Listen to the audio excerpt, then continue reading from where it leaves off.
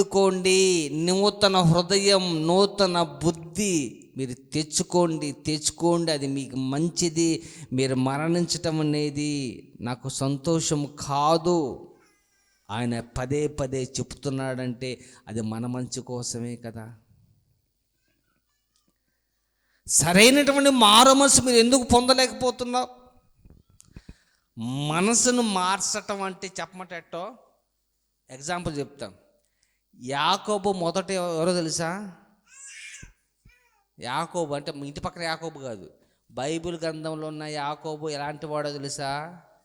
చాలా మోసం చేసేవాడు. పాపం అన్నని ఏం చేశాడు? చిక్కుడుగాయ కూర కోసం జ్యేష్ఠ హక్కును ఏం చేశాడు? లాగేస్తున్నాడు. అందుకే అన్నాడు ఒక్క పూటి ఏమంటే అంటే భోజనం కూడా హక్కును అంబేసుకున్నటువంటి ఉన్నారంటారా? ఉన్నారండి. తర్వాత ఆశీర్వాదాలు కూడా ఏం చేశాడు? లాగేసుకున్నాడు. మరి తల్లి రికమెండేషన్ లెటర్ మరి ఆమె పాస్ చేసిందో, ఆమె సపోర్ట్ ఉంది మొత్తానికి. తల్లిగా రెప్కా గారు మొత్తానికి ఆశీర్వాదాలన్నీ చేశాడు, తీసుకున్న తర్వాత తన జీవితకాలం అంతా అంతే ఉన్నాడా అన్నది ప్రశ్న. మనసు మార్చుకోలేదా? మరి నీకేంది? నువ్వు యాకోబు చెల్లెలివా, యాకోబు తమ్ముడివా? మరి మనసు ఎందుకు మార్చట్లండి? ఇది 1992 ఎట్టున్నావు, ఇప్పుడు ఎంత ఉన్నావు? అప్పుడు అబద్ధం ఆడేవు, ఇప్పుడు అబద్ధం ఆడుతున్నావు. నిజంగా చెప్పండి, గుండె మీద చేసి చెప్పండి, మనసు ఎందుకు మారటం లేదు? యాకోబు గారి యొక్క మనసును మార్చుకున్నాడు కదా. రాహాబు ఆమె డ్యూటీ ఏ డ్యూటీ? వేశ్య. మొత్తం ఏగుల వారిని ఏం చేసింది? కాపాడండి. యాకోబు రాసిన పత్రిక ఉంటుంది చూడండి. యాకోబు రాసిన పత్రిక 2వ అధ్యాయం 25వ వచనం ఉంటుంది. యాకోబు రాసిన పత్రిక 2వ అధ్యాయము 25వ వచనం. అటువలనే రాహాబు అనే వేశ్య కూడా దూతలను చేర్చుకుని వేరొక మార్గమున వారిని వెలుపలకు పంపినప్పుడు క్రియల మూలంగా నీతిమంతురాలని ఎంచబడను కదా. చాలు. ఏం చేసే ఉద్యోగం? ఏ ఉద్యోగం? ఫస్ట్ ఉద్యోగం ఏ ఉద్యోగం? వేశ్య అంటే అబ్బో ఆ మామూలు అందగత్తె కదా. మామూలు అందగత్తె ఏమన్నా? చాలా అందగత్తె. కానీ నిజదేవుని గుర్తెరిగిన తర్వాత మనసును మార్చుకుందా? మార్చుకోలేదా? మార్చుకుంది. ఓకే, కానీ వంశావళిలో పేరు కూడా ఉంది తెలుసా? యేసుక్రీస్తు యొక్క వంశావళిలో రాహాబు పేరు ఉందా లేదా? ఉంది. అమ్మా బోయాజు తల్లి పేరు ఏం పేరమ్మా? బోయాజు సల్మా గుర్తు చేసుకుందా? సల్మానా? ఆ పేరు గుర్తు రావట్లేదులేండి. సల్మాన్ చేసుకున్నాం. సల్మాకు ఎవరు పుట్టారు? అప్పుడు రైట్ అంటే అంటే గుర్తుందిలేండి బోయాజ్ అని. అదొక డౌట్ నాకు. ఇప్పుడు రాహాబు కడుపుని ఎవరు పుట్టారు? బోయాజు. అలా బోయాజు ఇలా వస్తే లాస్ట్గా ఆ వంశంలో ఎవరు వచ్చారు తెలుసా? అంత గనురాల పేరు సంపాదించుకుంది రాహాబుకు ఏందో తెలుసా? మనసు మారింది. మనసు మార్చుకుంది రాహాబు. యాకోబు కూడా ఏం చేశాడు? మనసును సౌలు ఉన్నాడు. కొత్త నిబంధన సౌలు, పాత నిబంధన కాదు. అప్పుడు సౌలుగా ఉన్నప్పుడు ఏమన్నా తెలుసా? 1 తిమోతి రాసిన పత్రిక ఒక మాట అంటాడు. 1 తిమోతి రాసిన పత్రిక 1వ అధ్యాయం 12 అంతా తెలిసిన వాక్యం అది. నేను పూర్వము ఎలాంటి వాడిని అమ్మా? 2 వినపడుతున్నాయి. దోషకుడును, హింసకుడును, హానికరును. ఏమండి? అప్పుడు ఉన్నటువంటి మనసు నాది. కానీ ఇప్పుడు ఓకే అమ్మా, అప్పుడున్న మనసు చెప్తున్నాడు. ఒకప్పుడు నేను ఎలాంటి వాడిని తెలుసా? దోషకుడును, హింసకుడును, హానికరును. ఏమండి, ఎవరైనా సువార్త చెప్తే వాడిని చంపేదాకా నిద్రపోను. కానీ ఇప్పుడు నా మటుకు బ్రతుకుట కంటే, అప్పుడు అన్నాడా? మారిన తర్వాత ఆ మాట వచ్చింది. మార్గం ఉందన్నాడా? అదండి నిజమైన మారు మనసు అంటే. నేను చెప్పే మాట అది. రాహబు మారింది, యాకోబు మారాడు, పౌలు మారాడు. మరి నువ్వు మాత్రం మారవమ్మా. తరాలు మారినా మన బుద్ధి మారదంట. దేవుడు ఊరుకుంటాడా? ఆ నూనె గాన్లో ముంచి లేపుతాడు. కనుక మనసు మార్చుకోండి. ఏమండి, దేవుడు చూసేది నీ హైట్ ఎంత, ఎర్రగున్నావా, కాస్ట్ ఇచ్చి చీర కట్టావా చూడ్డు. నీ బుద్ధే చూసేది. అర్థమైందా? బుద్ధి సరిగ్గా ఉంటే, ఏమన్నా బుద్ధి సరిగ్గా ఉందనుకోండి, మనం బ్రతికి నాళ్ళు దేవుడే మన జీవితంలో కనపడతాడు. అందుకే దేవుని యొక్క వాక్యం మనం ఆలోచన చేస్తే, ఒకప్పుడు మన బ్రతుకు ఎలాంటిదో, కానీ మారు మనసు పొందిన తర్వాత, దేవుళ్ళలోకి వచ్చిన తర్వాత మన దేవుని కోసం జీవించాలి. ఇప్పుడు యేసుక్రీస్తు దగ్గర పేతురు ఉన్నాడు. పేతురుకు భోభయం. ఏమన్నా దుడుకు పేతురు అయినా భోభయం. అమ్మా పిరికోడు. అది పిరికంటే పిరికితనం చాలా ఉంటుంది. అయ్యా నువ్వు యేసుక్రీస్తులా అంట. నేను కాదు. ఎందుకు భయం? ఏడ చంపుతారా అని. అలాంటి ఆయన ఒక్క ప్రసంగానికి ఎంతమంది తెలుసా? 3,000 మంది ఏమయ్యారండి? రక్షణ పొందారు. అప్పుడు భయపడ్డా? తలకిందులుగైనా సరే, సిలువ వేసినా సరే మరణానికి ఆయన భయపడలా. ఫస్ట్లో అయితే కారణం ఏంటంటే మనసు మారలా. మనసు మారలా.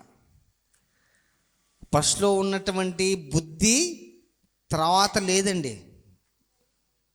పేతురు గారికి ఫస్ట్ ఉన్నటువంటి బుద్ధి తర్వాత మార్చుకున్నాడు.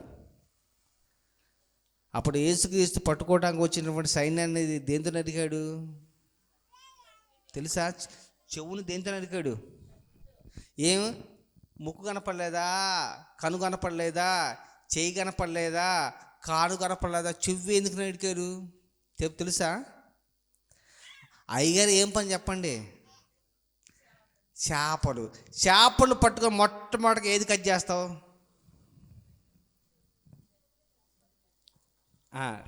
కట్ చేసిన తర్వాత ఏం కట్ చేస్తావు? తలకాయ కట్ చేస్తావా? చెవులు కట్ చేస్తావా? చేపలు ఎవరు కట్ చేయలేదండి. వామ్మో, చేపలు మనంతా కటింగ్ చేసే ఉచ్చి బ్యాచ్ కదా. రైట్. చేప కట్ చేసేవాళ్ళు మొట్టమొదటిగా ఏం కట్ చేస్తారు తెలుసా? తర్వాత ఎన్ని తీసిన తర్వాత మొట్టమొదటి చెవులు కట్ చేస్తాడు తెలుసా? 2 చెవులు ఇట్లా అంటాడు, మధ్యలో ఎట్టాడు, అయిపోయింది. పేతురు గారికి అలవాటు.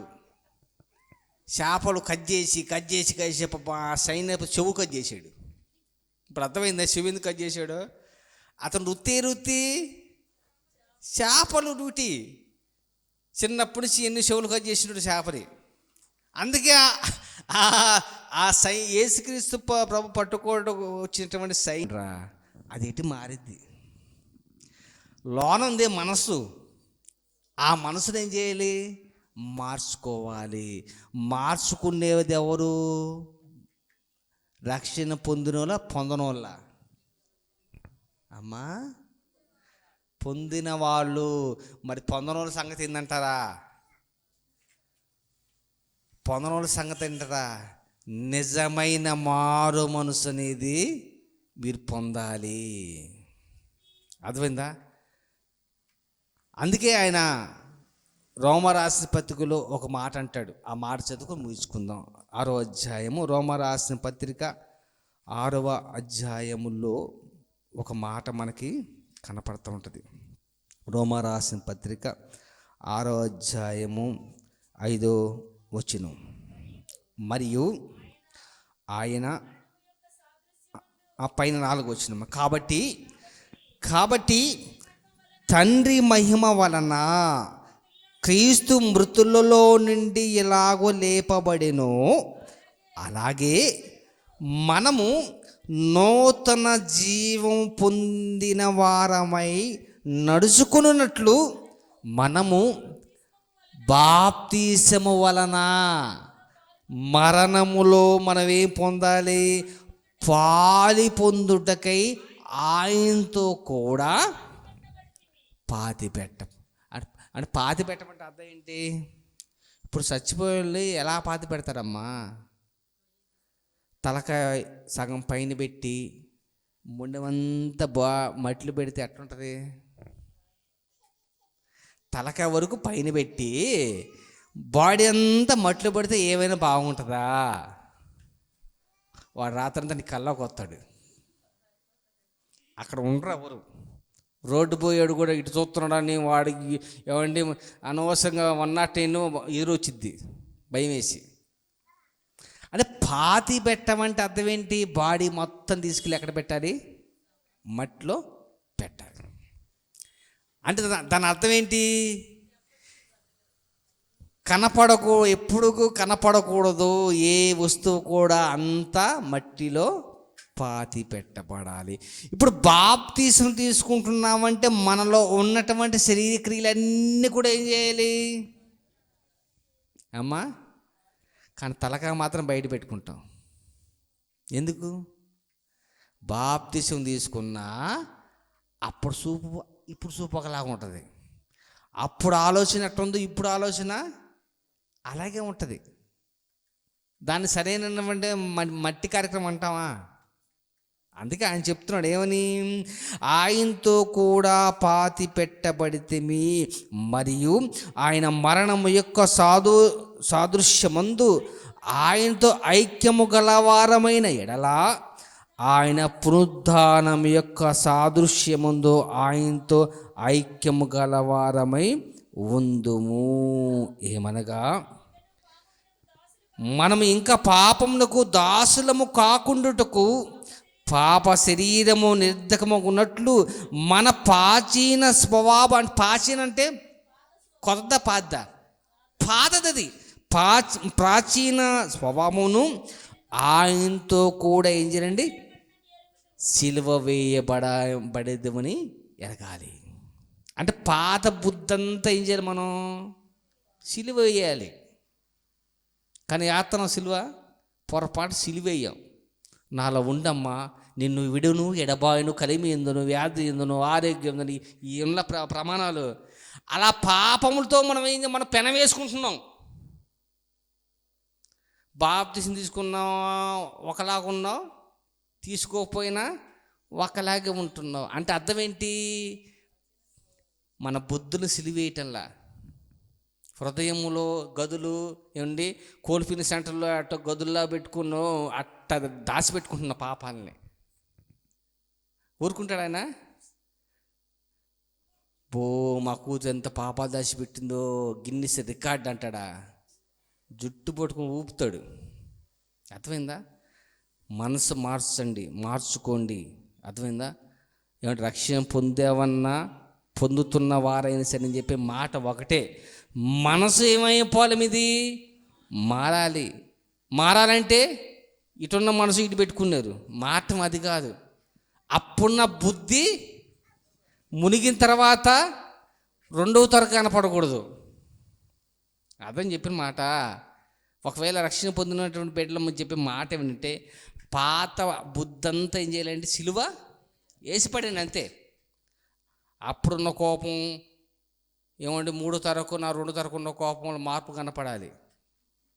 మాటలు కూడా ఏం కనపడాలి? అప్పుడు గయ్యాల గంప, ఇప్పుడు శాంతమూర్తి అని హెడ్డింగ్ టైటిల్ పెట్టుకోండి. అది మార్పు అంటే. కానీ ఎన్ని చెప్పినా దానికి బద్దెగట్టిన దానికి బద్దె తీసామనుకోండి వాళ్ళే వంకరే. కనుక మనసు మార్చుకోండి. ఎందుకంటే ఎవరు మరణించటం అనేది దేవుడికి సంతోషం కాదు. దేవుడి యొక్క మాట దేవుడు దీవించబడును. ఆమె ప్రార్థన చేసుకుందాం.